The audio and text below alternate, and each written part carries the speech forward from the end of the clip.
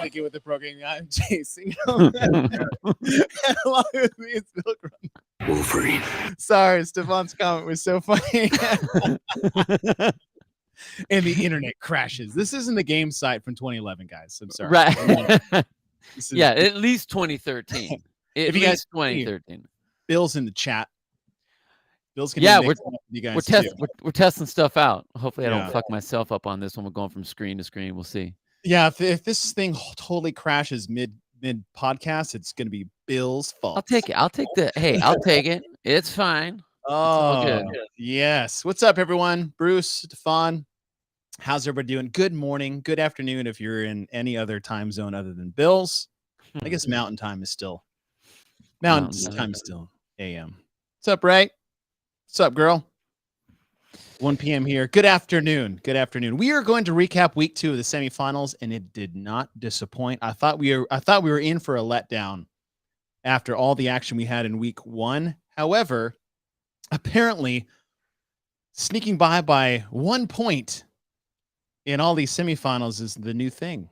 That's you know what? It almost doesn't matter if there are like shitty events. The fact that you have races that come down to that close are awesome. Oh, awesome. God. They were so awesome. What's up, I Teddy? love that it comes down to like the last event. Man, the Mac was off the hook. Start to finish. Drama all weekend long. And that's what we want. That is what the old regional days were like. Yeah. All the drama, which is super fun. And, you know, depending on what the programming is, if everybody's fit, then we get to see people race. Yeah. And I love the fact that we now get to look at the people that are sitting at 6, 7, 8, 9, 10, 11, 12 that are mixing it up. It isn't just what are the top 2 doing? What are the big names doing? It's like, who's the next person that's going to squeak in, and who's the one that just falls out? And who's the one that's like, okay, like I don't know if I was really a fan of the Last Chance qualifier originally, but I kind of like how it's setting up because there are a lot of people that just miss it. And I think that they do need to have that last chance. Yeah. No, you know? I like the last. Well, we can get into that. But man, Tyler Crisfell had a case of the Spragues. Oh, is that too soon? No. I mean, come on, guys. That's totally appropriate. That's what happened. I'm not making fun. I'm just making a joke. No. I guess you could say that making fun. But damn, boys. That sucks, but thank you at the same time. That sucks, but thank you. I mean, geez. Well, let's talk about the races. We're going to talk about the program, but let's talk about the races. Let's go on the men's side first. Obviously, we had the MAC, the Mid-Atlantic CrossFit Challenge. We also had the Fittest in Cape Town. Now, the Fittest in Cape Town did everything they could to get some semblance of a stream up, and good for them, right? Because here's the deal. For those that don't know, I don't blame you for shitting on it. However, let's have an education session. CrossFit's partnership with these semifinals is that they are providing the stream. They are providing the services and basically the production teams. CrossFit is doing that for these semifinals. However, not every semifinal gets that luxury. Copa Sur? They're not able to do that, but they're trying to do their own stream on their own.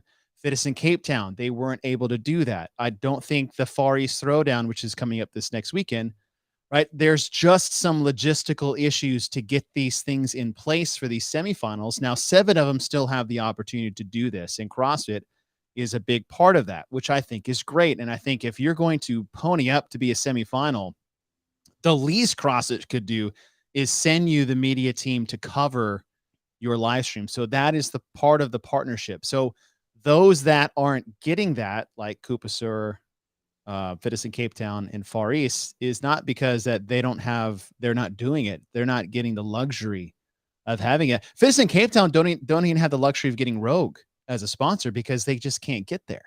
Yeah. So there's a lot of things some of these other semifinals are having to work around for just to put the event on. And if they've got any live stream and it's shitty in quotes, and I'm not saying that, just be thankful that they are sacrificing a lot to just get something up so you can see it. Yeah, well, the event itself is doing that, which is cool. I still think that even if there's a logistical issue, if you are a semifinal event, then and CrossFit can't send a team to the event, then they should pay for a local team to do it. I mean, it shouldn't be on the semifinals to do that. Yes. I mean, because if they're taking care of that element for these other events, like what that really does for Cape Town is it fucks up Cape Town. It messes that event up. It makes it seem. I mean, honestly, there were races, and I didn't get to see any of it. I mean, I watched it on the leaderboard, and I was like, oh yeah, Jason Smith, what? Jason Smith second? Jason Smith. I'm like, yeah, that piece would have been huge to see. Yeah. Like that's a big story right there, and it didn't get shown because Fittest in Cape Town was now having to deal with that, and that element, that broadcasting element, we know how events struggle with that. It's also not cheap. The biggest events, even the cheapest version is not cheap. Exactly, we've seen the biggest events, the most known, the most followed, the most attended events like Wodapalooza struggle with the broadcast side of it. We've seen it in the past. So, for an event that is, like Fittest in Cape Town that has tried to really show everyone what they have, I'm bummed that they had to contend with that as well. That should be a whole nother team that doesn't have to deal with that. That sucks. Yeah.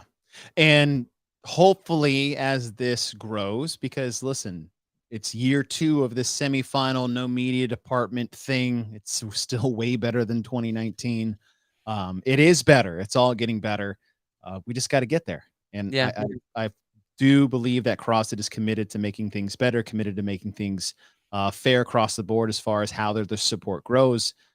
But in the whirlwind that is just things have been, it's no excuse, but it is a reason of why things are going. But it was I wish we could have seen more of that, just because I wanted to see those guys. Just great dudes that put that event on. It's been going on for a long time. It's funny that Yost, who is basically running the Copa Sur in Brazil, started the Fittest in Cape Town when he used to, like, Yost is the world, like, most traveled man I've ever. It's like he's a world conqueror. He just like travels to a new continent, like builds up CrossFit and moves to another one. Plus, he's just a great dude. Yeah. I mean, and again, they did what they did, but man, there were some amazing races that we didn't get to see. And I mean, that's when you get into the quote unquote media and letting them hopefully hear the stories and the taglines of what's happening, the battle of the Michelles and the clash of the Michelles, or whatever they did for the women at the Fittest in Cape Town, stuff like that. So I think that was really, really cool. But the fact that there were only the two competitions really directed everyone to the MAC. I mean, there was a lot of good viewership on the MAC. And I was glad that there were a lot of good races for that viewership. Yeah. I mean, good races.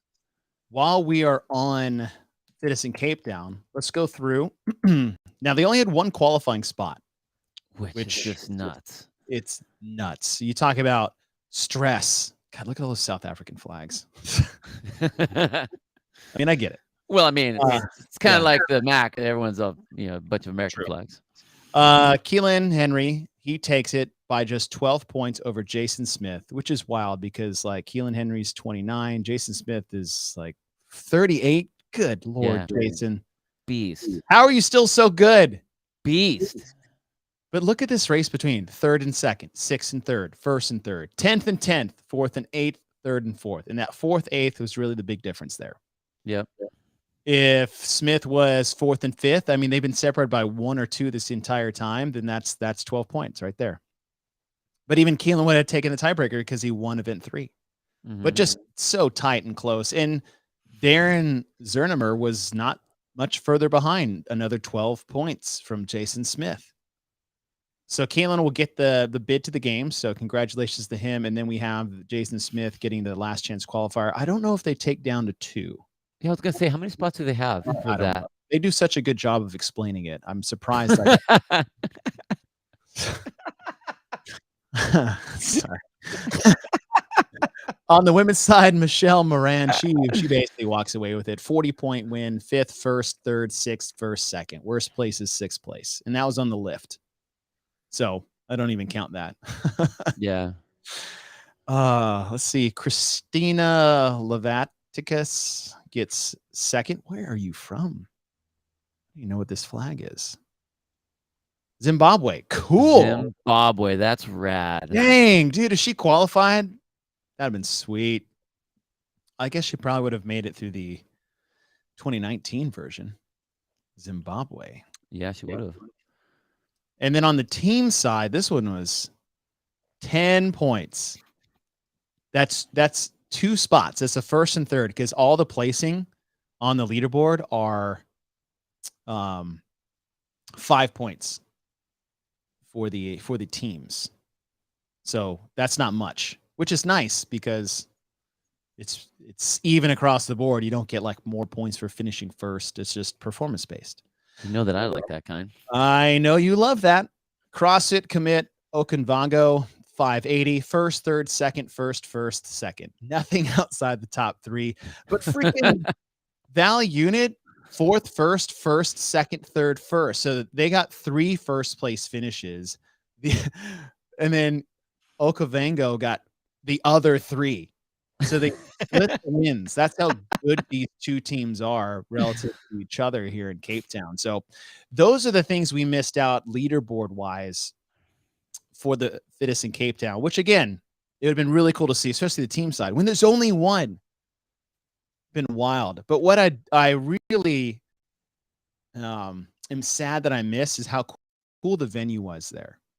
Obviously doing it at this sports complex, and it had a 50-meter pool, outdoor 50-meter pool, which, I mean, Bill's like, what's every pool in California? Isn't that everywhere? Yeah. What's so cool about that? Actually, I'm pissed off because I swam at SMU here in Dallas, and we had an outdoor 50-meter pool, and then they tore that shit down for a indoor football practice facility, of which went over really well with my small group of swimmers. However, we just raised money to build another one next to our new indoor pool, so I'm super stoked. I started swimming again. I saw that, man. I see you putting that up there. I've swam more times in the last 3 weeks, which is 4, than I have in the last 5 years. And it feels good. The swimming's cool, man. And that's one thing. Oh, well, if we're talking about the fittest in Cape Town, yes, the only event that was a semifinal competition that has swimming in it. Yes. Okay. So I have this written down because I listen to other podcasts, especially when they are talking about programming, especially when they think they know what they're talking about programming, which is always fun to hear a different perspective. Totally. And it was interesting to see Taylor Self and Andrew Hiller's take on swimming in the semifinal for the fittest in Cape Town. And their take was, which I don't disagree with this caveat, was that it's so niche, it's bad programming. And I would agree if all the semifinals competed with the same group of people. So for example, if we looked at North America, in North America, the MAC had swimming in it, but none of the other ones did. Then there would be a problem for me. Since the fittest in Cape Town is its own group, I don't care that there's swimming in it. And I would make the argument that whoever made it out of fittest in Cape Town is more prepared for the CrossFit Games, because what has swimming in it every year? The CrossFit Games. So you just tested a group of people with a unique element that is often, near always since 2011, tested at the CrossFit Games. Yeah. I think that it's awesome that they did it. You're right. If they would have had it in North America, I think that would have been messed up. Yeah.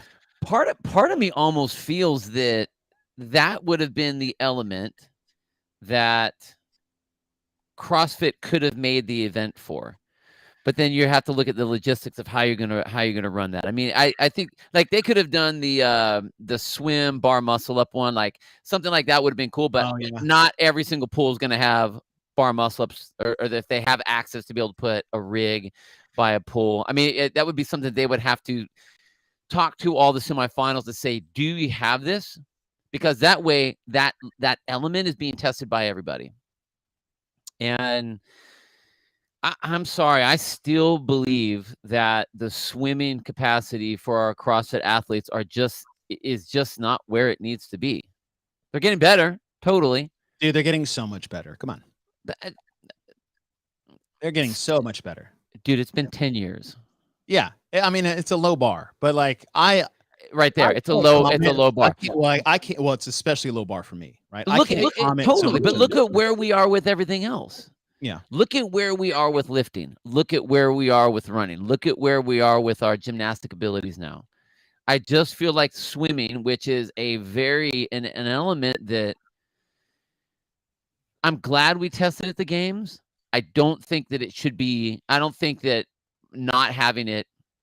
I don't think it should be restricted out of the semifinals, especially after you've had this many things. But just like what you said, it's got to be done in a way that everyone is getting that even across the board, either an entire continent or CrossFit says, here's the swimming event that you'll use so that everyone has to do it. But I agree. I don't think it was that. I thought it was awesome that they had it at the Fitness in Cape Town. And you're right. I think that now you know that whoever's going to qualify, because there's only one person that's qualifying out of there, you know that they're going to add to the swimming. It isn't just going to be the same old swimming people up at the top. I mean, they'll probably be there too, but at least you have someone else in the mix. Teddy, it's not that CrossFitters have a problem with swimming. It's that they have a problem drafting. It is an art. Yes, it is. What's up, Renata? How you doing? I guess the South American is going to have a run that Ryan just said, which is great. But here's the thing. You got to make sure it's still a good event. It's going to be a good test. And thank you, Fitness in Cape Town, for writing individual event number 1. Good for you guys. So what their swim event was a 1,000-meter ski erg buy-in. And then 5 rounds for time, 100-meter swim. So that's 50 meters out, 50 meters back. And then 20 alternating bear hug front lunges with 110 and 65 or 50K and 30K G. I think it's a good test. A lunge instead of a squat. It's in place. It's swimming. It's multiple rounds of that. That's not something we've been able to see at the games, except like you said in 2013. And in 2020 they had the interval one, so there was multiple rounds of swimming there as well. But there's also breaks.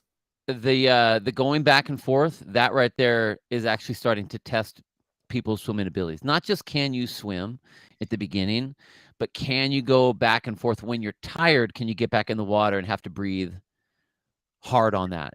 And I think it's awesome. Yeah, I think it's awesome. I liked it. And again, like we said, is that those that are saying it's gimmicky and niche and shouldn't be in there and CrossFit should have gotten rid of it. Yes, if it was a North American event or a European event. No, if its own individual event and the other tests are balanced along. And by the way, CrossFit had to sign off on this. Yeah. So, although that's becoming less and less of like a do we know what that means?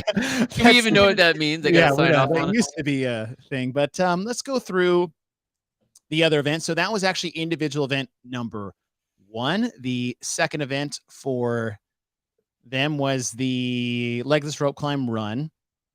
So you have ski, swim, legless. That might be a lot of pulling on one day. I could probably move that one. Event number 3, 7 rounds for time, 7 ring muscle ups, 7 bar facing burpees, 7 deadlifts at 275 and 185. I like this one. Dude, this one is like this one a lot. Yeah. Still, but more pulling. It's a lot of pulling. So what I like on that one is it actually I mean, I pull, know we're limb pulling. I get it. I get it. pull, legless rope climb is a pull, ring muscle up is a pull, deadlift is that's a lot of pulling. But We man, can say yes and still like the event, Bill. I know. Okay, all right, 49 muscle ups. I dig it. Oh, yeah, dude. 49 deadlifts at 275. Come on now. Yeah. But I like this event. What to me is almost laughable though is the bar facing burpee part. Break 7. It's like, sort of. we'll give you just a little bit, a little bit of a reprieve, barely. But then it's like enjoy your ring dips after that. Yeah. But going with the theme we've had all year, all these individual events, I'm digging. We're not analyzing the programming yet. What our plan is we want to do a standardized semifinal using everyone's events at the end. So Bill will do his 6, I'll do my 6. Some caveats in there. I'm curious how you want to go about that. I have a couple ideas. When we do ours? Yeah. Do you want using their events, right? Yes, but I do want to make an exception of not having to use the legless one. I want to keep the strength one.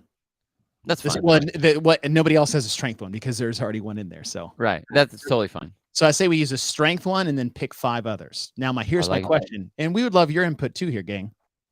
Do we pick a random 5 and fit it into a 3-day competition as we desire, or you only get to pick one event from all event 1s programmed and all event 2s?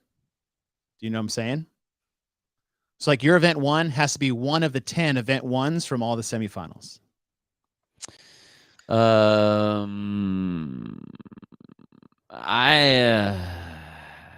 do you just want to open the door? I think it's better if we're going to do it, we use the events, but we can put them wherever we want them. I like it. It's more freedom. I just wanted to throw it out there. Yeah. All right. Not me, Renata. Yeah. But, well, no, we can't talk about that yet. Yeah. Yeah. All right. Event 4, the clean snatch thing. Then they wrote it again. I was like, what? They doubled it up? Okay. Then this chipper, 100 wall balls, 15-meter handstand walk, 75 cal row, 15-meter handstand walk. This is event 5. So this is on the last day. 50 handstand push-ups, 15-meter handstand walk, 25 toes to bar, 15-meter handstand walk. You know, why didn't they throw this to split up the pushing or all the pulling? They could have thrown this in there to break that up, you know? Well, they took all the pushing that they didn't do yet and put it in this event. True. That was yeah. The 25 toes bar too. I'm like, shouldn't those be bar muscle ups? Or something completely different, like a squatting movement, even though you had it at the top. Yeah. I like the handstand walks. 45 meters is it's close to 50 feet. So if nobody really knows. Did they have to do that unbroken or was it split up? I don't remember. I don't remember either. I really like it if they have to be unbroken. Feet. Yeah. I think I like, generally speaking, I like the word. This is honestly, I could see this being like a class workout. Okay. Yeah. You know what I mean? I like it. Yes. I think that the pieces, the rep scheme, I think is cool. 100, 75, 50, 25. Like the nerd in me really likes that. On board. Totally. But I don't think that they all. I don't think that they jive. Unless the intent is that you want the time frame to decrease between your handstand walks. Because you're looking at like what 3.5 minutes for the wall balls, about 3.5 minutes for the calorie row, the handstand push-ups. Yeah. You know, you're looking at what 2 minutes, and then the toes to bar for these. I mean, for the good athletes, you're looking at a minute. Yeah. I mean, if that's the idea. 4 minutes, even if you're conservative, 4 minutes wall balls, 4 minutes on the row. 3. No way. Come on. After that, after 2 things of handstand walks? No way. 2? I mean, if it was strict, different. 4, 4. Okay, 4 minutes, 4 minutes, 2 minutes. 2 minutes. Well, yeah. I mean, and I think like the time cap at 21 minutes, I think is heavier than it needs to be. Yeah. Well, we've seen a lot of time I cap. mean, it allows everyone to get in there. Yeah, and sometimes having a long time cap, like, okay, did half the field need it? No. But did the other half need to go through the whole event so they are fatigued for the final one? Yes. And that's the reason why some of these time caps are really long, gang, which I like, is that as opposed to just, okay, this is the time cap for our fittest 10, and then the other 30 or 20 are not going to finish the workout. When you do that, then they don't get the same stimulus and fatigue as for the weekend. Yeah, it's like winning at beer pong, right? It's like, okay, well, the winner stays. I'm getting more drunk even though I'm getting better. Right? And so say you lost and you had to wait 3 turns, you come back way more sober than I currently am, but I've been rolling for 4 games. Right. I feel like that's when you don't get time capped. So some of these time caps are long, so everybody has to experience that. Okay. Not my favorite one. Event 6, 27, 27. 18, 18, 9, 9 chest to bar pull-ups and dumbbell squat snatches, and I already feel loves this one. This is a very Bill Grundler event. Am I wrong? No, I do like this one for sure. For sure. When I read this, I'm like, Bill loves this one. I love the numbers. I love the movements. I love the Tesla. I think 55 pounds and 35 pounds is light. Yeah, well, especially chest to bar. Although, I mean, I get you this wanted to be Fran-like. Yeah, it's okay. Yeah, but again, we're looking at people to go to the games here. Like these guys should be doing 70s, 5s or 70s. I mean, 70s and 55s. Yeah. Like, I mean, this, if it's the way it's written, this is an open workout. Okay. Not a semifinal workout. Or I mean, maybe because they're squat. I mean, you can say that it's a quarterfinal, but not a semi. Squat is a game changer for this. Yeah, but still, like 55 and 35, too light. I hear you. All right, so for the individuals, overall, well, we're not analyzing. There's just a lot of pulling. There's a lot of pulling. This entire weekend is pulling. Which I'm surprised Jason Smith didn't win because he has the wonderful biceps. Beautiful biceps. Beautiful biceps. But of the 2 movements in event 6, they're both pulling movements. Yep. You have 2 of the 5 movements in event 5 pulling movements. I'm counting the toes to bar and the row. 3 cleans, pulling. pull. So half and half.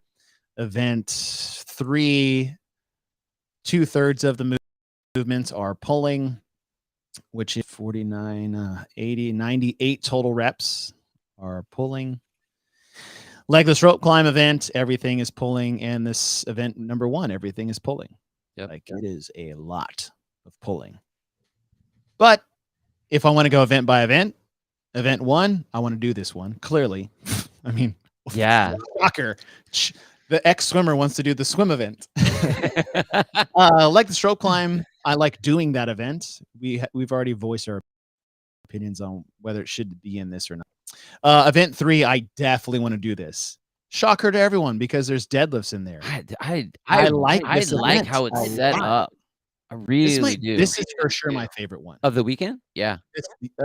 This is their best one. But, by far, hands down, their best event for the weekend.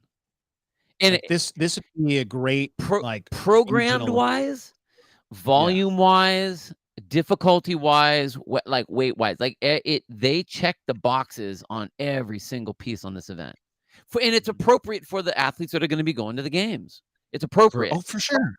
And you should do the whole workout unbroken the entire time. Yes. If you're a games athlete remember 1 spot. Yeah. Which is much harder to program for than 5. When you have 5, like the old sanctional days, like that programming was so scrutinized because you had to have the perfect test if you're going to pick one person of the group. Do you want to go through the teams? The Indies. Let's just do the Indies. All right. Okay, so that was Fitness in Cape Town. We'll talk about Mac here in a second, but this is it's funny, the common theme we've had since the Open. Like when we looked at the Open events, you're like, I like all of these. I like that event. They suck all they put together. I don't like them all together. You know, and that's we said that about a few events. Quarterfinals. Totally. For sure. Yep. We're gonna break down all the Masters or age group semifinals tomorrow, Thursday. Tomorrow, I think. Soon. Yes, tomorrow. Because I'm leaving on Thursday. So. Yeah, I'm actually going to. I'm going to Blair's event on Thursday. Blair and Ben, the NorCal Classic. NorCal Classic, dude. I got the events. Like I won't say anything because I'll wait till he posts them or whatever. But you want to talk about a crazy mix of stuff. One of the things that Blair and Ben really do well, and that Blair's thing is because of his whole, he's the original. Hey, come with me on some weird vacation and we'll go work out by some tree or CrossFit Anywhere. CrossFit Anywhere, because you CrossFit Anywhere. So he gets real creative. So I love some of the stuff that he has. But dude, he has, there's swimming in his events. Sweet. There's some really oddball other pieces that he's got. I'll send them to you when we're done here. But do you think it's really fun? Do you think he is interested in taking over the West Coast possible semifinal? This is the third year? Third year of this one, yeah. And like they started with some steam, and then they got hit. Yeah, and they got hit right in the middle of the pandemic thing, and that kind of stopped them. Then they had this one, and he was bummed because they had it set up, and then he's like, we got to get this thing outside of the semifinal time frame. So they're trying to move that out now, which is good. So but if he was to do it, I think he'd be fired up to do it. The West Coast thing, if there's one thing we've already figured out after 2 weeks of semifinals, is that this location designation is they totally screwed that up. Yeah. One thing about Syndicate Crown, which I'll mention that before we move to the MAC, which was in the same exact spot, we talked about their attendance being low, and a lot of that was really due to University of Tennessee, right, where it's on the campus. It's graduation that weekend. There was nowhere to get hotels. The flights were all like 1.5 times what they should be. It was so hard to get to that location, especially on that weekend. That was a big deterrent of just people that wanted to go, just couldn't find ways to get there. Yeah. And the fact that they're having it at back-to-back weekends. The MAC is more established. Syndicate Crown was late announced. I think having it in the same location obviously was also bad for getting people to come to both, which isn't Wilson Pax or Luke Espy's fault, because they're, like I said, they are saving CrossFit's ass as far as doing another semifinal, because we didn't have another one that could have done it so quickly. I put easily in quotation. Right, totally. Those guys that had questions, I know we had questions. There was a lot more behind the scenes that was taking away from the attendance there at the Syndicate Crown. What's up, Elise? Better late than never? Absolutely. But yeah, graduation weekend there at University of Tennessee, which is just a small town college. It's there's not a lot of people that go to that university. So, all right. So let's move to the MAC, which is I was glued to all weekend long. I thought the coverage was great. It was fun to watch. Some questions need to get updated in interviews, maybe, but that's just me. Let's see. Danielle Brandon wins it, which was funny because after her event 1, you could tell she was really nervous about it. I mean, Danielle Brandon is strong, and she's very strong overhead, but that type of complex, I don't think was best suited for her skill set as far as strength. Yeah. But, once she finished that, 2nd, 5th, 1st, 1st, 1st. Whoa. Which is wild. Sydney McLation, finally, she cracks the top 5. I know she was close, last chance qualifier last year as well. That was really cool. Bailey Rail, man, just out there being super cash. Totally super casual. She never looked like she was racing. She's like, yay, I did it. I did some stuff. Cool. And then the race of the weekend on the last day of competition between Brooke Wells, Rebecca Fuselier, and Kelly Clark, which is crazy because, like, I feel like Kelly Clark, they said this on the broadcast numerous times, has been in the game for over a decade. She's 35. Yeah. Kelly Clark also, fun fact, demos events at the ranch for the CrossFit Games. She is one of those testers. Like, she is fit AF. But man, heartbreaking for her. She misses out by 1 point. Rebecca gets in by 1 point, and Brooke Wells is another 1 point. And when she was imploding at the at the end there in the final event, it was just nuts. And you have 1 point, 1 point, 1 point. It's good to see Brooke Wells. That I can't imagine. Like, you can tell the emotion on her face, getting it, thinking that she was out. Like, I didn't know. No one knew. You try to do all these math equations and try to figure out. I was like, I had no idea.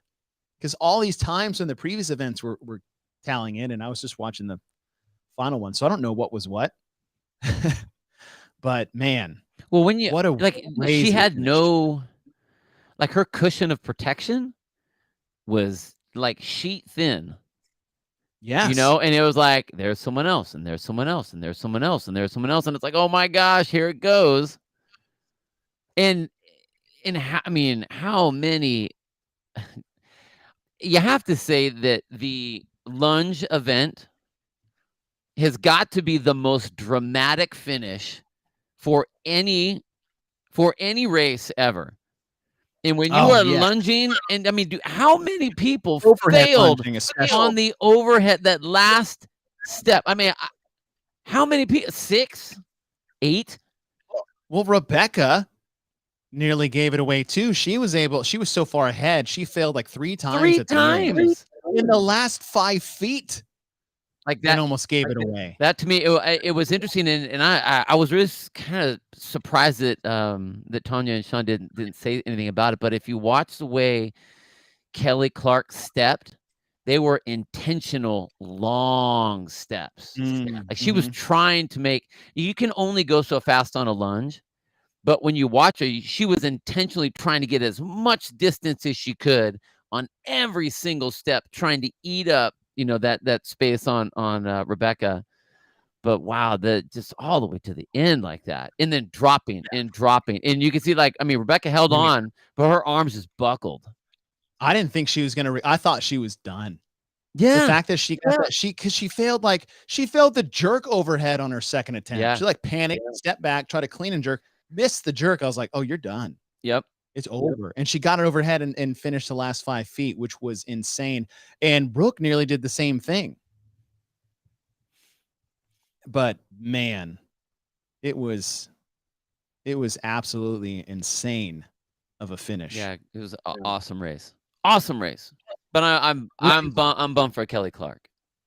Yeah, I mean, she's been trying to make it for a decade. Yeah. And she's always been right there on the cusp, but to miss it by 1. But I mean, you look at her weekend, and this is how good everything's getting. 7th, 11th, 8th, 4th, 14th, and 2nd. Yeah. But her average finishing place is less than 10. Like, this is the game now. This is how deep these fields are getting. Now, I mean, we see with that the smidgen of point spread between the people that are in and the people that are out. I really hope that there is a ton of consideration on the programming for that last chance qualifier, because it is going to be, everyone, it's like, it's so tight that the programming now is going to be extremely important, that it's a well-rounded cut, because if you lean it one way or the other to whatever someone's favor, you know what I mean? It just, that cleanup event is, I mean, geez, it's almost more important than the semi, because it's riding that line of getting the right people in there. Your winners are going to win. That's why I think it's always interesting during, even like when we did the regionals, the same type of thing. It's like, okay, here's first and second. Cool. Yeah, whatever. Who's making it in? Like, where's the line? You know, who is third or who is fifth? Yeah. So that it's really important to get the right people in, because again, you're gonna have all these athletes are gonna be extremely close, and that line's gonna be tight. Program's gonna be huge.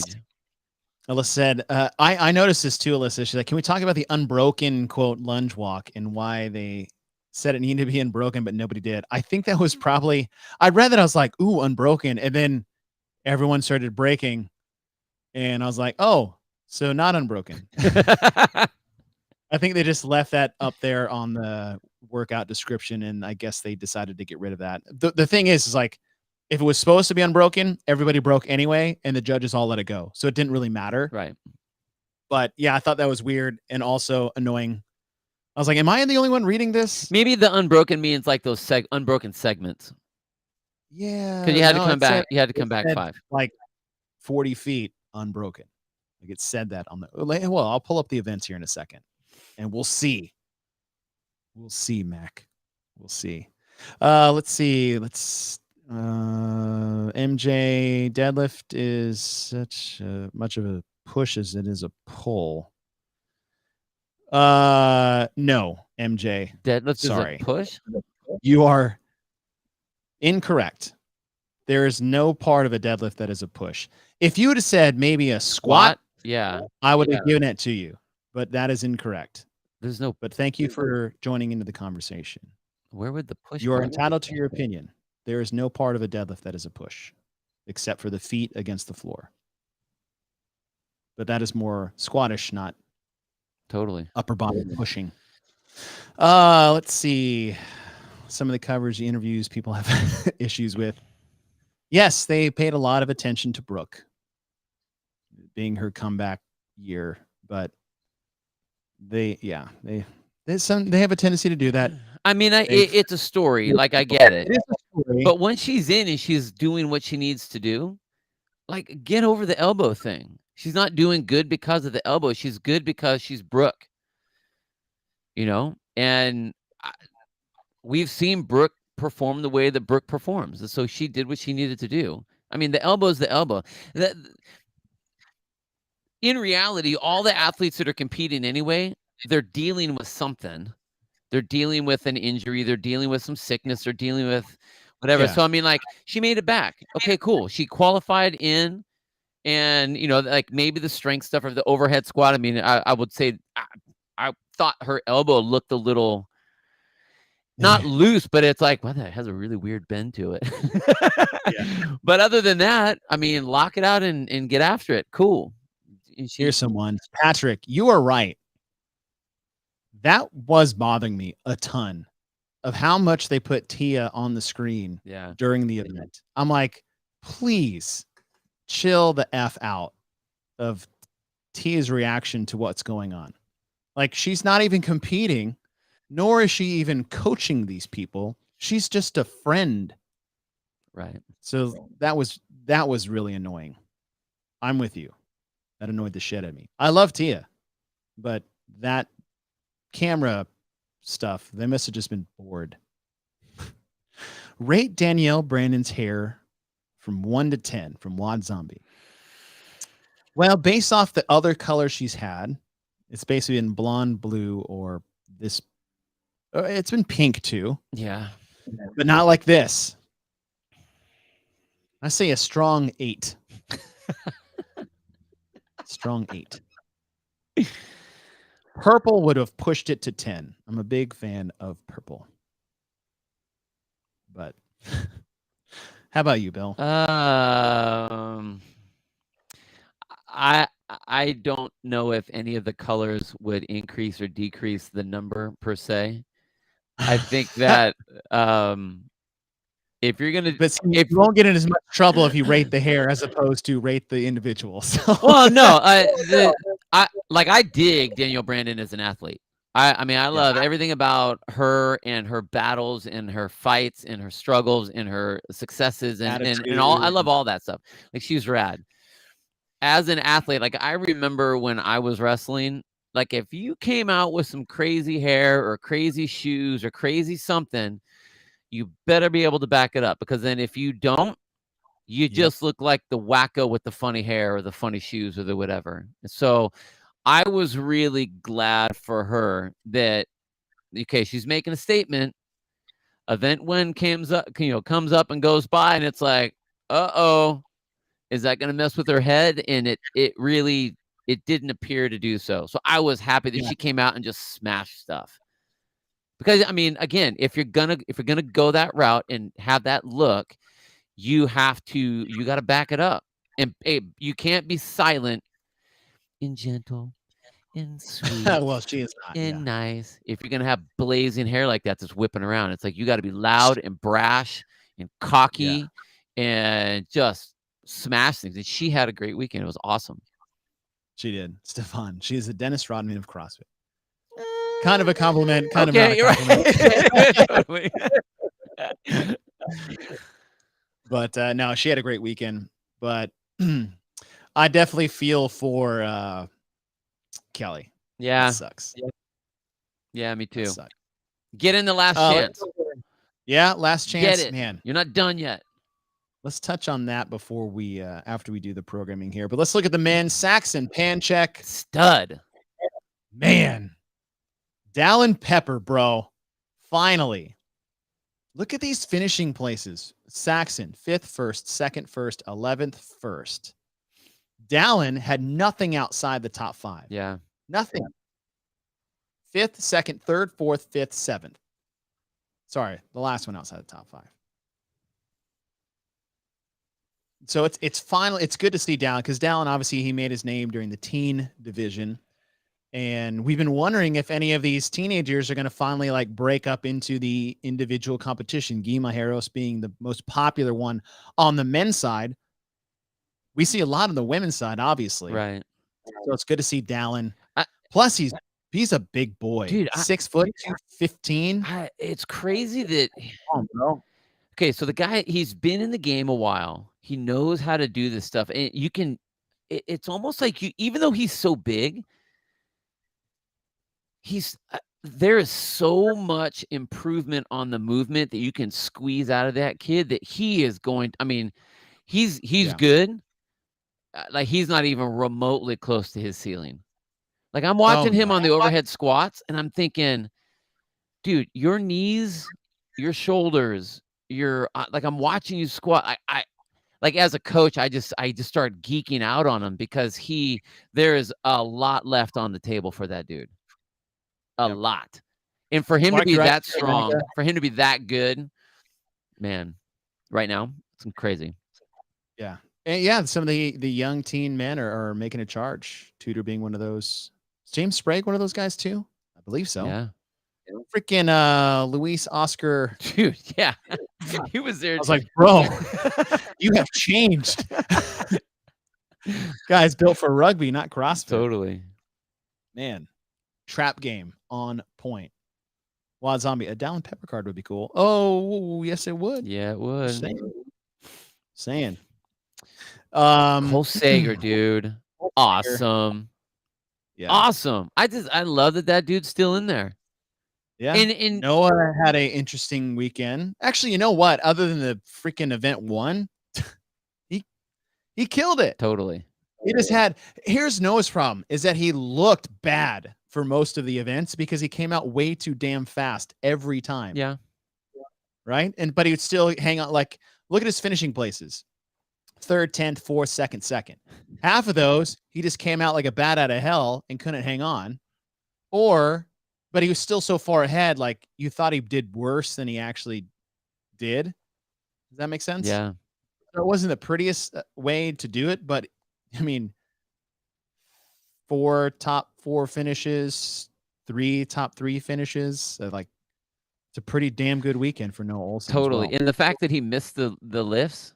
So I mean, like that's something to come back from. And Noah has a really good head on his shoulders, and it's taken him a couple years to be able to do that, where he can kind of shake things off.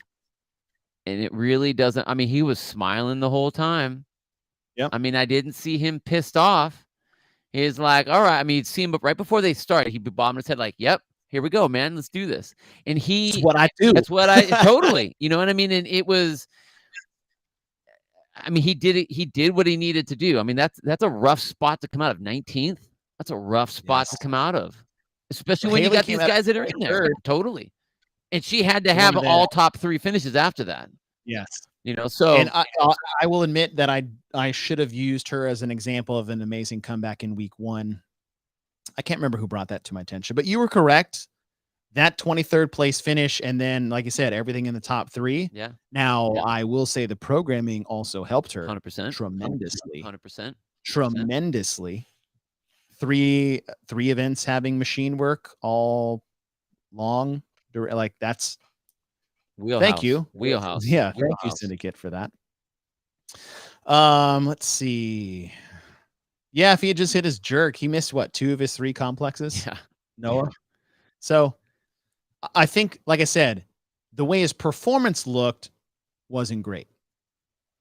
The way he finished was great.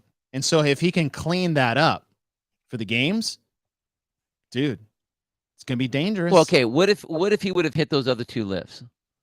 I mean, say throw him in 10th place.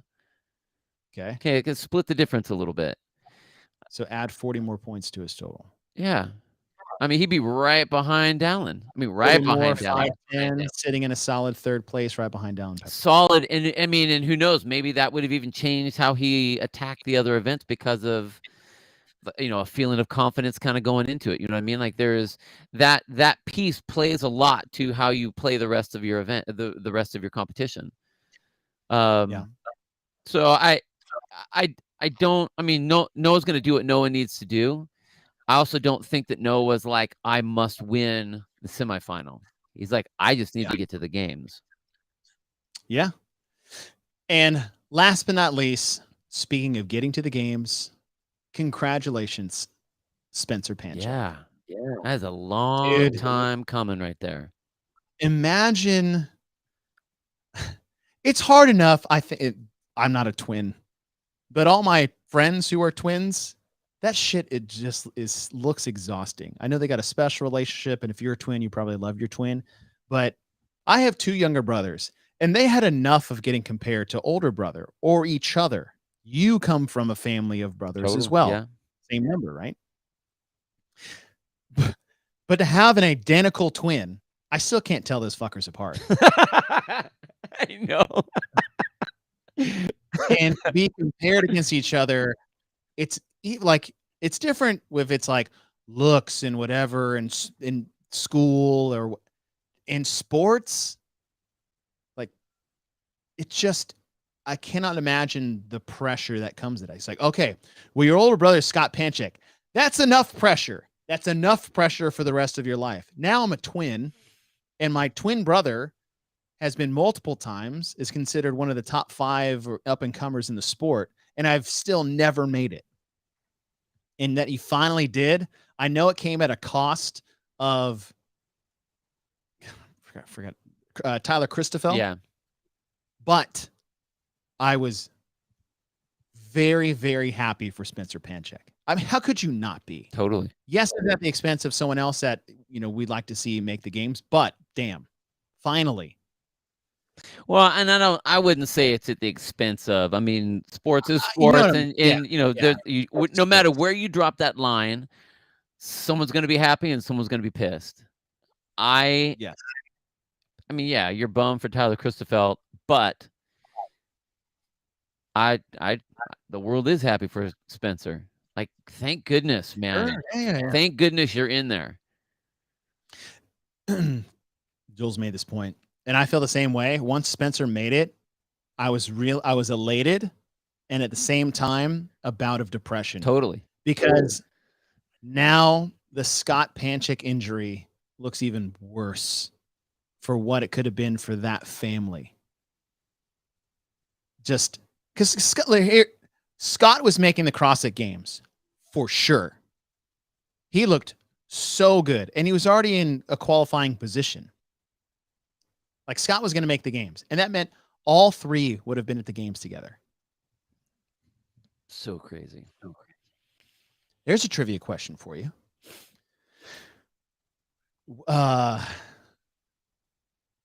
What other, or has there ever been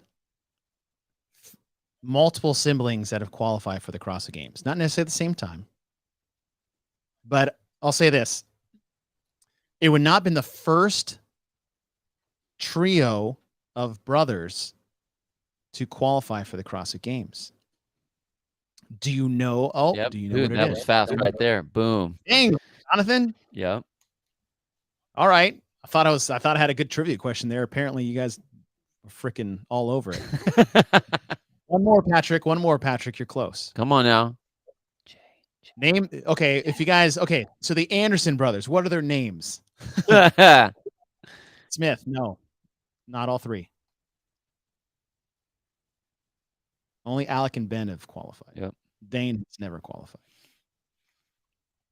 It's the Anderson brothers. First one was one of just like, I thought he was a monster, and then Alex came around. Z.A. Anderson was just a specimen. And then Alex Anderson, and then Jacob Anderson. The handstand, didn't their dad too? Handstand master. Didn't their dad qualify for the games? Am I just making this up? I don't think, and I apologize, Mr. Anderson, in this case. I don't think he did. I think what it was is that we saw him doing some lifts that the brothers were doing, like on social media, and the dad was a beast.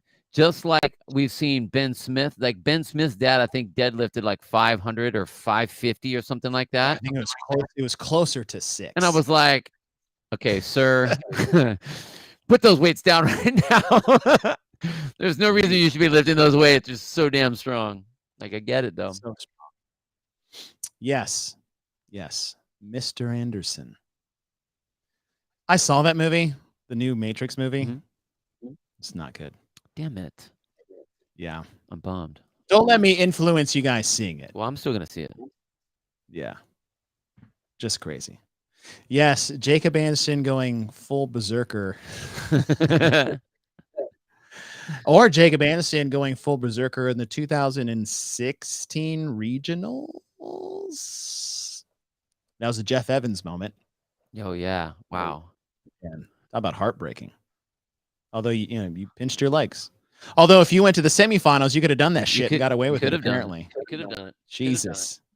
Here is what I would like for the judges this weekend at the Granite Games and Far East Throwdown.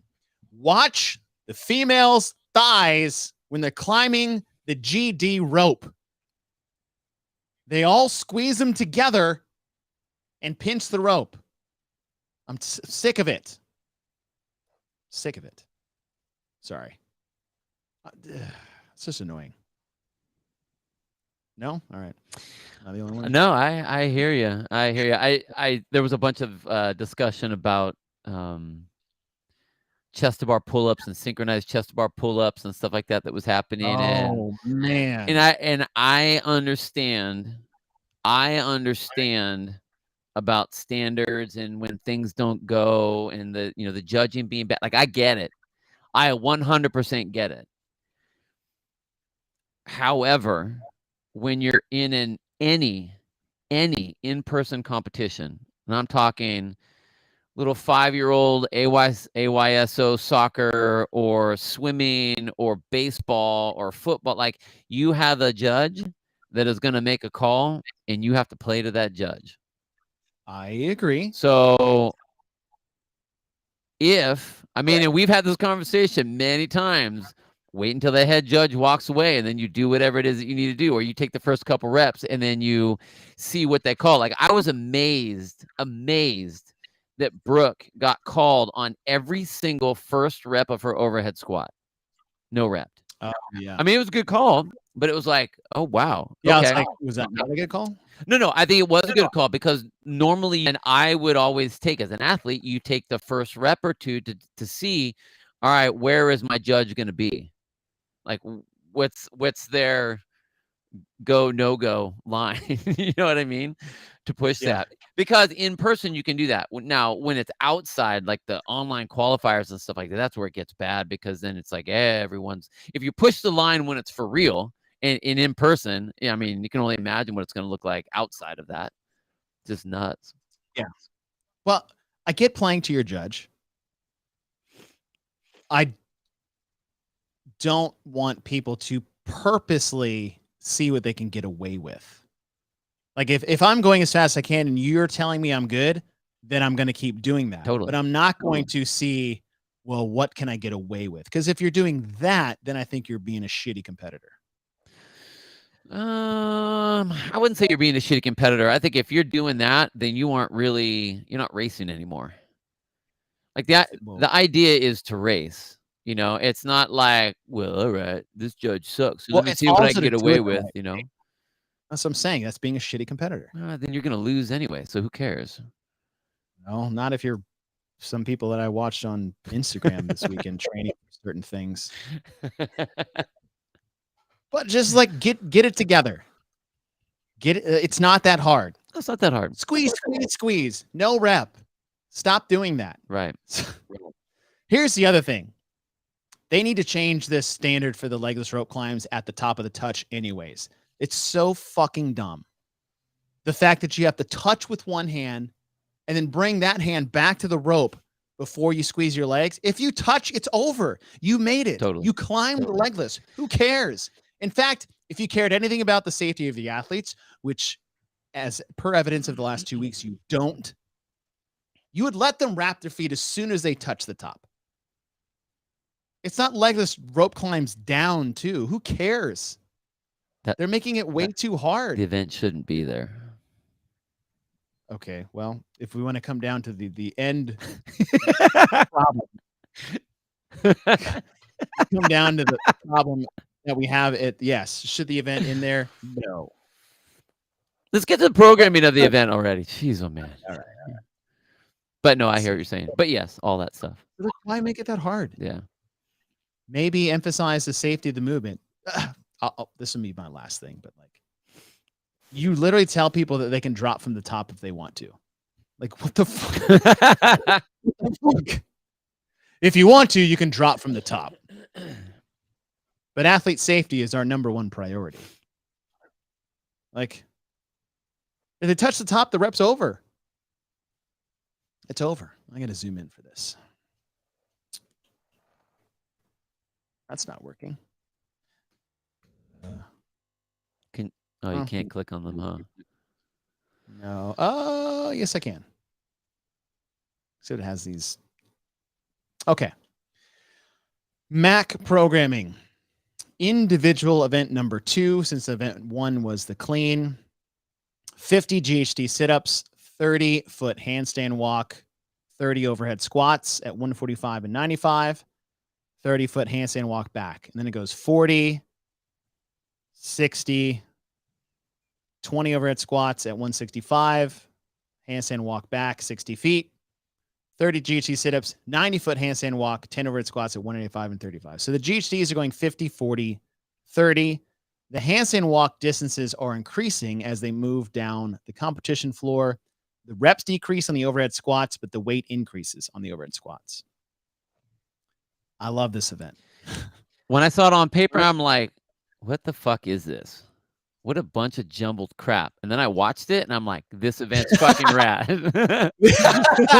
I was watching it and I had such a shit-eating grin on my face the whole time. I'm like, dude, I love this event. It is so rad. Like, the movements were just enough to where you really raced the whole way.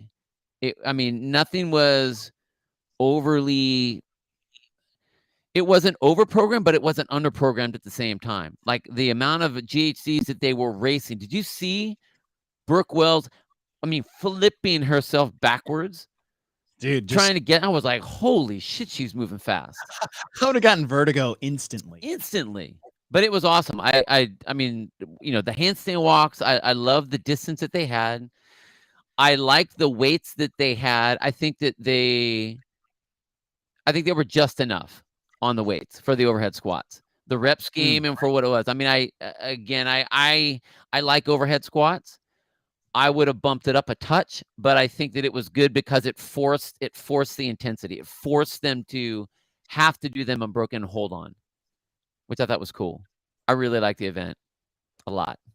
I love this event. Yeah. This is definitely going into my pool of things I'm going to pull from when we standardize the semifinals. Yeah. Oh, Corey had some very important information. His OG shirt arrived. They are arriving, folks. Yes. The OG shirts are arriving. We mailed out. We've already sent out 2 orders of shirts. Wad Zombie shirt should come in today, which is awesome. When you guys get your shirts, tag us, please. We want to repost and celebrate you guys. If you haven't got your shirts yet, go to Sherpa Works. We'll post that up before the end. It's awesome. I saw Jenny Orr, OG. Yeah. She got one of the it's like she got one of the crops that was a special run out there. It's like the golden ticket in Willy Wonka. It's a tie-dye crop. Dang. Yes. It's not for sale yet. That's for the OGs for sure. Yes. So that was cool. But yeah. Okay. I love this event. Yeah, a lot. A lot. Event 3, legless, so we can skip that. Event 4, God, some of these were a beating. The Mac Mile. 4 rounds for time, 400-meter true form run, 30 wall balls at 20 and 14, 20 chest to bar pull-ups, 80-foot tank push down, 10 sandbag to shoulders at 150 and 100, 80-foot tank push back. Grunt work. Run, wall ball, chest to bar pull-up, tank push, sandbag to shoulder. I like this one too. I would enjoy this one. I know you're not a big tank push guy. I'm not. Would you just take the tank out and do this event? Does then you got your 430, 20, 10, 4 rounds, go. Advance your sandbag every 5 to the next square until you get to the finish line and you're done. What would you do? I would have I would just take the sandbag, have the sandbag at the pull-up rig. You have to lunge it down. I mean, of course, they already have lunged it, but I'm talking about this in this particular event. I'm not counting it with the other lunge going on. But I would say grab your, like the Fittest in Cape Town did this, where you lunge with the D-ball, you lunge with the sandbag. So you lunge down with the sandbag, you do your 10 shouldered overhead, lunge it back. So there's your sled. There's your pushing. This, I mean, I'm just thinking like right off the hip, something easy, big fix, take the tank out and do something. I think big fix is take the tank out and just go. Like you don't even need to add anything. If you want to keep it within the confines of what we already have. If you do that, then make the sandbag 200, 150. Really? Because nothing else on here is that hard. That would significantly increase the difficulty. Well, yeah. But that would be the point though. If you're looking at this, 25-minute cap. Yeah. Or add another round. Take the tank out and add a round. Yeah. Except for sandbags. Yeah. Which people did, which I was like, oh my God. Right. I have tried to touch and go 100-pound, 150-pound sandbag, but also is like before you add weight to the men, you need to Add even out the weight between men and women. 100%. I like adding it. Take the tank out and just add another round. I like that. I like that a lot. Take the tank out, add another round, 25-minute cap. I feel like that's totally doable. I do like spinny, like just kind of zzz, and then something heavy. Zzz, bam, something heavy. So I mean that's why I like adding the weight on that. But that's fine. I've been cool for 5 rounds of that and take the tank out. Just take it out. I think for 5 rounds, that bag is heavy. 5 rounds, yeah. Yeah. You get the wall balls, the run, like your legs are shot. Everyone's doing their chest bar pull-ups unbroken, if not one break, just to save their grip, maybe for the sandbag. Yeah. That'd be gnarly. That'll be a good long That would beating. be a good one. You got over a mile running, Karen, 100 chest to bar pull-ups and 50 sandbag cleans. I mean, I like that a lot. I like that a lot, actually. That's brutal. Yeah. That's brutal. Okay, let's go to event 5. Hardcore parkour. So after what we just did in event 4, this one eludes me. Totally. I don't get it. I think that the buy-in of the bike was way too much. Everyone just sat on the bike. And in that, did you watch the final heat of men? It's like everyone got off the bike within 5 seconds of each other. Just Yep. Like if you're going to put in a bike, you've already done a long run. You don't need a long bike. If you're going to put the bike in, then make it count. Make it count for event. something. Yeah, make it 30 cows or 50 based off what your rep schemes are here. What they should have done, they should have put it at the end. You put it at the end that's the race. Oh, because now you have to use it. You know what I mean? I wouldn't have made it 2K. Okay, how about this? You just go the other direction. Yeah. So just flip it. Yeah. So that would be my first change on this. My next change is I do not like that burpee box get over thing. I don't like it. Yeah. Because the standard on that was there was no standard. So all of a sudden saying, I mean, unless it's you have to have your 2 foot on it. It just gets to be this weird drawn out thing. Either put a wall up, so you're doing burpee up over the wall. Yeah. Or just make them do burpee box jump overs. I mean, bring the height down a little bit so you can actually make them jump. Make it 36 and 32 or something like that if you want to do that. But watching the athletes go up over that, like I just wanted someone to do a burpee and then like dive over the roll over the wall, roll over the box. Yeah. Yeah. Cool idea, bad execution. Yeah. Well, especially after what we just did. And that's the end of the race in this particular setup. Yeah. Like that's how it finishes this weird thing. A long aerobic run. Right. For a mile. And chest to bar pull-ups. So we do a long, less than aerobic echo bike. Toes to bar. And dumbbell snatch is fine. The toes to bar balance between the pull, core, down, direction, and the like. I like that. That was probably our favorite event of the quarterfinals for Masters was the 30-20-10 of toes to bar and dumbbell snatches at 70 and 50 pounds. Yeah. That was our favorite event. Mm-hmm. Beautifully done. Great combo of movements. But we look at this and what I already had. I think this is take this out and do something different. Yeah, and I don't. Or do you echo bike sprints and okay. All right. Take a page out of Lowlands and Torium Pro. Yeah, do a 2-2-2-3. 5 sets, 2 minutes on, 1 minute off, 15 cal bike, 15 or 10 burpee box jump overs. Not this too high. And then you just dumbbell snatches until you get to like a 2-2-2-3 interval, but it's dumbbell snatches at the end. Yeah.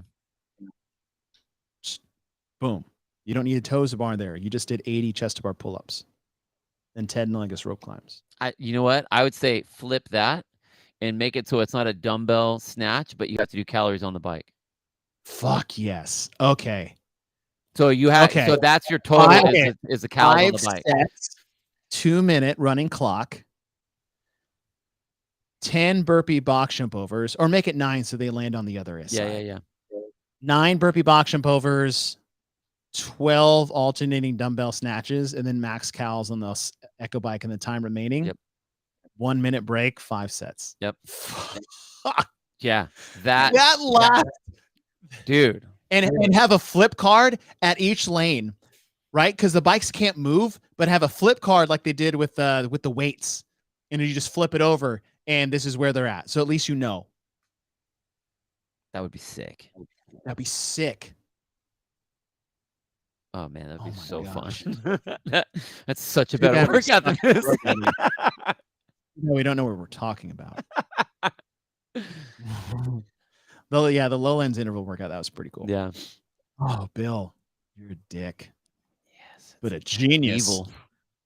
All right, here's a reason 3 why they shouldn't have had toes to bar in this one. Because your final had ring muscle ups and bar muscle ups in it. Yeah. You got chest to bar, pull up, toes to bar, bar muscle up. Event. Okay, so let's just pretend event 5 doesn't exist and look at this as a final. Dig it. Awesome. Awesome final. We had amazing races and lots of drama. Awesome.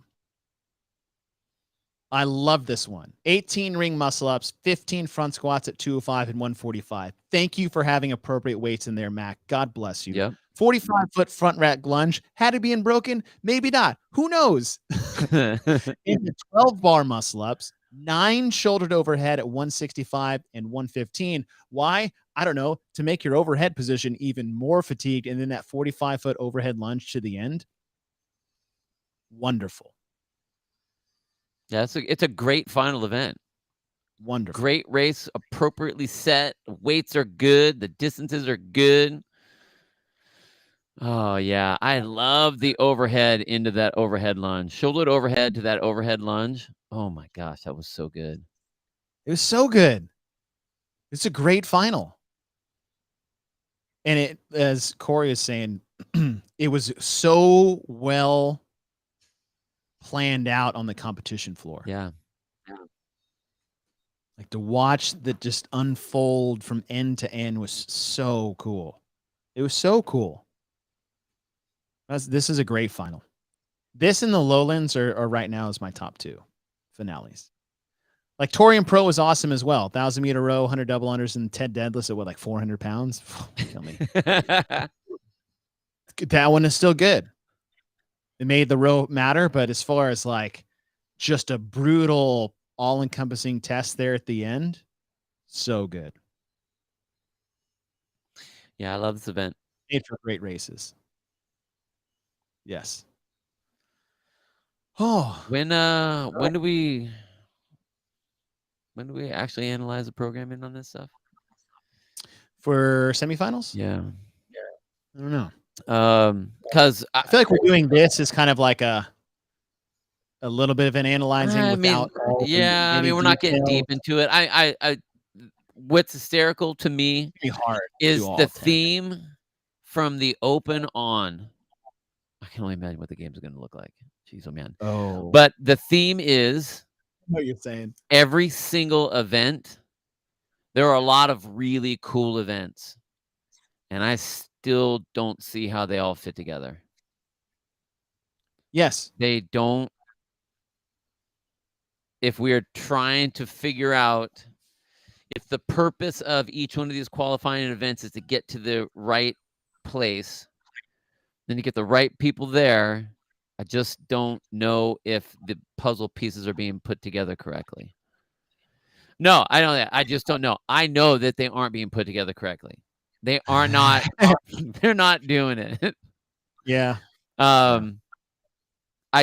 It's almost like someone comes up with a really cool event and they're like, that's really good. Oh, and that one's really good. Well, we got 5 great events. Let's just have them all do all 5 of those, but not to really look at what's happening. And again, I'm seeing that we have one strength event, but there isn't a whole lot of weight across the other events, across the competition. I mean, like the Torian had weight in it. It's like, okay, here's your strength lift.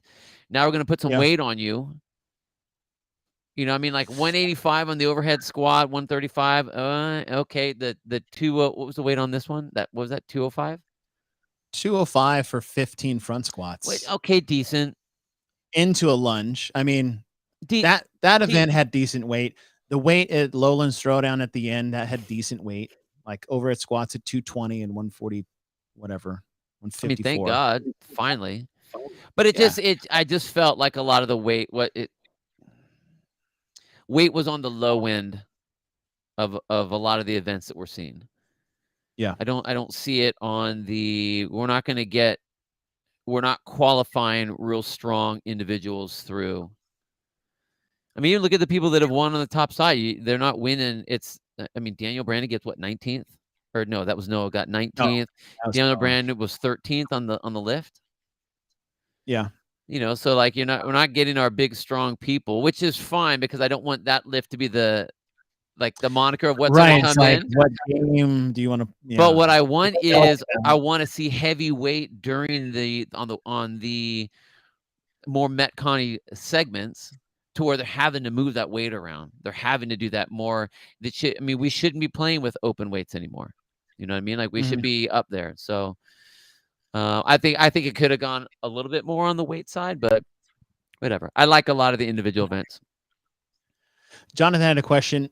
The wall ball event, the targets that they're using is the Rogue targets they've had at regionals. These are like the Rogue regional kits. And when they had men's and women's target, they had the same target. So it's long. So there's a white line in the middle. Above the white line is a 10-foot. Below the white line is 9. I agree is that they should just, one, cut off the bottom of that target because women should never go to a 9-foot target for the rest of CrossFit's living life history forever. And it would make it very easy to judge. Did you hit the target? Yes. 1. And then, yes, all I have to make sure is, look, make things easy on the judge.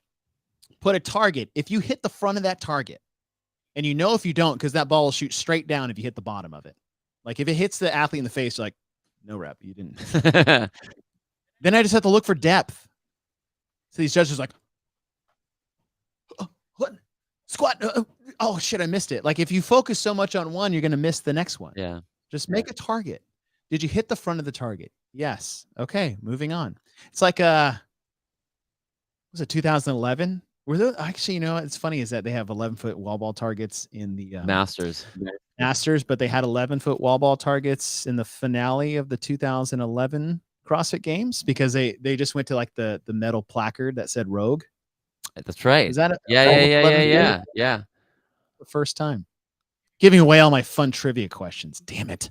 Well, we'll see who really listens to this podcast in the next one. And a side note on that, so they go to 11 feet for the men, and what do they do for the women?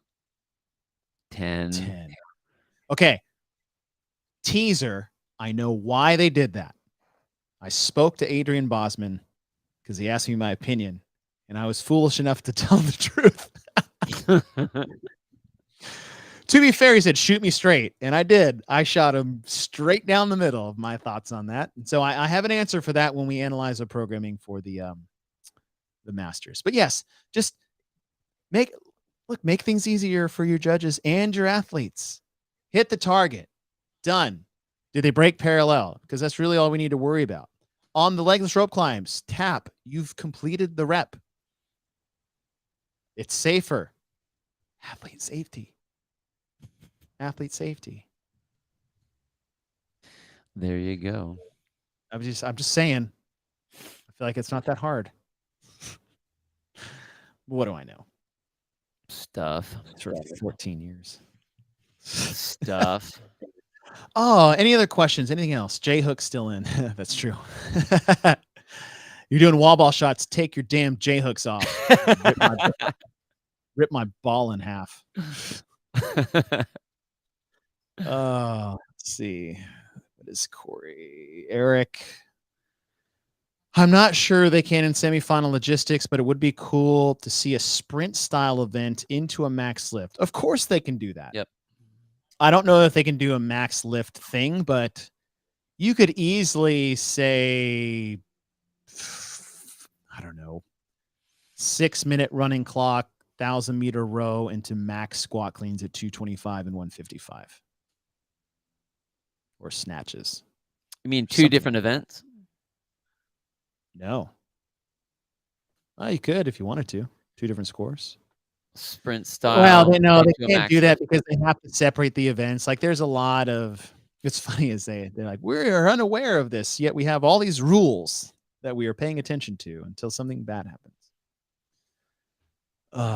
Could you imagine if you did an all-out row or an all-out assault bike where you're just blasting your quads? You have a 1-minute break and have to do max squat cleans like that? That's so wrong. Make it even worse. Make them hang squat cleans. Oh my God. So you have to do multiple reps in a row. Right. Right? Make it like 205 and 145. It's like, damn it. Like, hang clusters. That's one of Bill's favorites. Oh, so gross. So Hang gross. cluster. Get those people that somehow, I don't know if they've got calluses on the tops of their quads or not, but they do the bounce. It's super heavy weight. They're like, like rapid fire bounce hang cleans. Oh no, I can't do that. I feel like I'm in a car either. crash. Like my brother does it. I have a couple other athletes here at the gym that they can almost rebound hang squat cleans heavier than they can do regular. I'm like, how does that not just crash right through your femurs and just snap them in half? I feel like I dislocate my shoulders trying to hang onto that barbell. I don't know how they do it. Break Like, my it saves my back. I'm like, no, it does not save your back. It makes my back hurt more. I know what you're talking about. Okay, so Eric's got a good one. How long does acid bath take? It's 500-meter ski, like 500-meter row, 1,000-meter bike. So say 6 minutes casually. Yeah, I think everyone was like around the 5, just under 5. Yeah, they've got to be. Yeah. If they're going at, they'd be 4:30. That's holding 1:30. So say with transitions, 4:45. Yeah. 5 minutes. Yeah. So 7-minute clock. Acid bath into max hang clusters at 185 and 135. Jeez, oh man, dude. Because you don't have to go fast, but you can't go slow. More time is a big help at that weight too. But you can't do clusters, singles, because that's a cop-out. Well, it's not a cop-out.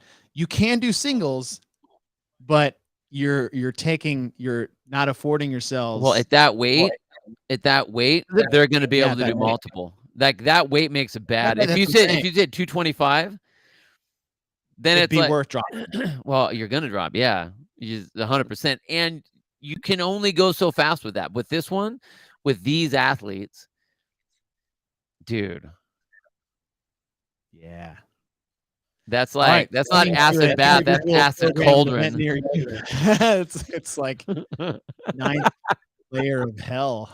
God, it's gross. And your acid bath time counts as an event.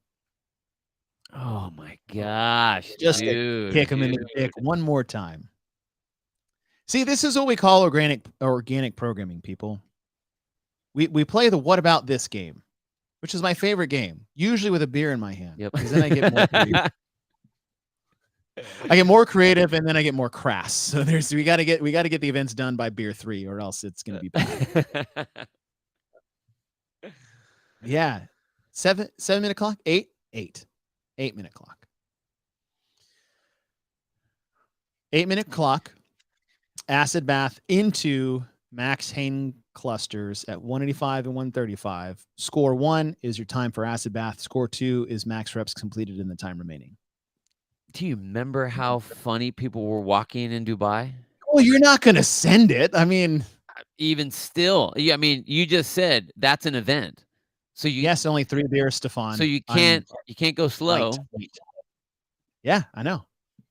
Can you do I mean, if you hold a sub 140 pace for all of that, I mean, you can get to the bar relatively fresh-ish. But you're still racing that event. So Yeah. here's this would be the game. This is the strategy, The right? game is, do I send it on acid bath and then try, like, where am I gonna be able to, where can I do damage control? I think the spread, you can have a lot of people very close on acid bath because you have all of the hundreds of seconds. Whereas Right. so like if you go too slow, you could very easily go from like third, yeah, I saw that, third down to like 18th. But on the hang cleans, Right. You could pace it more and mainly only drop down 5 spots. So it's almost like, you know, where are you gonna? So you have to go hard. You have to go hard. Yeah, that's what I want. Well, like you're saying, well, okay, could I pace the 140? And Okay, well, yeah, it's okay. So you can't pace. Even better. Yeah. Well, shit. At that point, like bring it down, make it a 7-minute clock. So 7 minutes? now you have to go fast. Or would you do something where there's not 2 separate scores because maybe that weights acid bath more? Like you said, there's more time discrepancy, but do something like every rep you do takes 5 seconds off your score. Like, so you get your time. I like that too. I've done something like that here. Would that change anything? Oh, it'd be 1 score. So now it's like, okay, I went 10 seconds slower. I only have to do 2 more reps than you to do that. And a 10-second difference on acid bath could be the difference between, you know what I'm saying? So 5 seconds per hang cluster takes away. I would say go back the other way. And here's why. Because if you row, the difference between rowing a 145 and a 135 doesn't just, like, that doesn't equal 2 clusters. Well, I'm saying 10 seconds for the whole thing. So you're only talking 3 seconds per. So then it's a little bit closer. But yes, I'm totally with you. It's like, okay. Well, I'm just talking about the overall. I'm just talking about the overall. 30 seconds. I mean, if you do it with all of those implements, which so make I hate the time when you say cap that. shorter, like you said. Make it 7 minutes. So you don't have enough time. I think if you make it 7 minutes, like, let's say you get off the bike at 6 minutes, 5:30, 6 minutes. You now don't have the time to go, okay, let me let everything come back. You're gonna have to just go far away. Astral projection somewhere else. Let the body do it and say, hey, just tell me when you're done. I'll come back then. Right. Wake me up when it's over. God, that would be so good and so shitty and so painful. So we're gonna do 7 minutes. 7 minutes. Time minus reps for 5 seconds. Because then you can't over game it there. You have to be fast. You have to do a lot of reps. 5 seconds a rep, huh?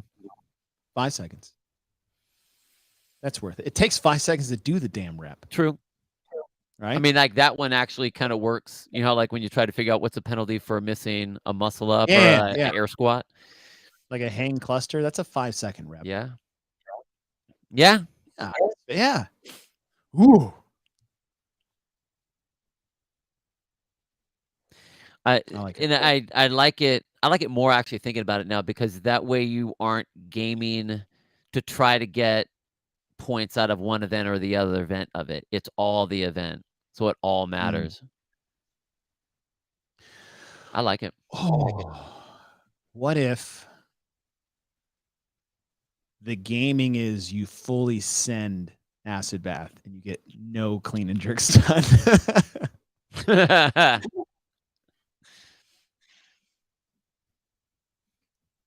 But even if you fully sent it, we said you're 430 if you're just inhuman, but closer to 445. That's 135s. To hold that for the first ski is totally doable. To hold that for the next row is harder, yet still doable. And then on the bike at the end, Okay, so sub 5. But like you said, if I just went a 5-minute one, say I went a 5:15, that's 1:45s, right? You only got no, that's not right. It's 1:40. No, that's right. It is right. Oh, it's doable. I could catch you. I could do 9 clusters and catch you if you did 0. Yeah, there's no benefit to that. Yeah. Maybe there is. Maybe that's someone does it. They go 4:30 and they win. They paid for it. They earned it. We'll say that. That would be an interesting test just to see. That man, I feel bad for the people that would have to test that. Hey guys, we don't know which is worse. Who wants to do this? You said you do at the ranch. It's totally true. It's like, all right, cool. Do it again. Like, how many times did we see in that documentary that he made Allison Scuds retest the 21:15.9 Echo Bike Power Snap? Right. All right, good job. Now, what I want you to do is to send the 21 and just see what happens. I'm like, fuck. Hey, just cut your legs off for me and see how long it takes for you to bleed out. Okay, let's just test that. Ready? Okay, and go. Sure, Dave, that sounds great. Now, Alyssa, to your point, it's like you feel like some of the past games, workouts, or events haven't been as deadly as they used to be. I think part of that is that it's now 4 days long. There's 15 events. We can't kill them all the time. However, that assault bike one or the Echo Bike one we're talking about was disgusting. Yeah, just go do that one. Eric, don't you dare apologize for this. Is the programming podcast. Like we're this is how we think shit up. Thank you for adding value to the podcast. That's sir. right. You did not derail this show. You sent us off to a cool little journey. Oh, Roman Karenikov in that event. Yeah. Renata. Yup. Yeah. He might be all right. Yeah. Laura Horvath, dude. Oh, she didn't even. Yes. Everyone else was like rolling on the ground, and she got off like, "Okay, it's good, guys. Are we done? Yeah. I'm fine. When's the next event?" Yeah. She finished and did a couple of air squats in people's faces, like it was what is that stupid video game that everybody plays? Oh, lost it. No longer funny. Damn it! Missed my window. Oh, all right. Hey, that was super fun. Thanks for rolling with us, gang. Appreciate that. 72 deep. Hit that like button and the bell so you guys get reminders when we go live. Like and subscribe, y'all. Like and subscribe. 76. Oh, love it. It does help. It helps us grow. It helps us be able to do this more and more often. It's so fun. It is so fun to wrap out.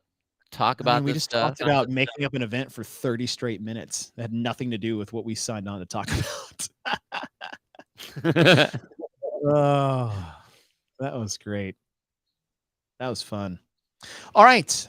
Next show, hopefully, maybe tomorrow, me and Bill will get our schedules on point. We will analyze the programming for the online semifinals for the age groupers. So we'll do some more nitty-gritty detail, objective point of views with a mix of personal feelings and subjectivity.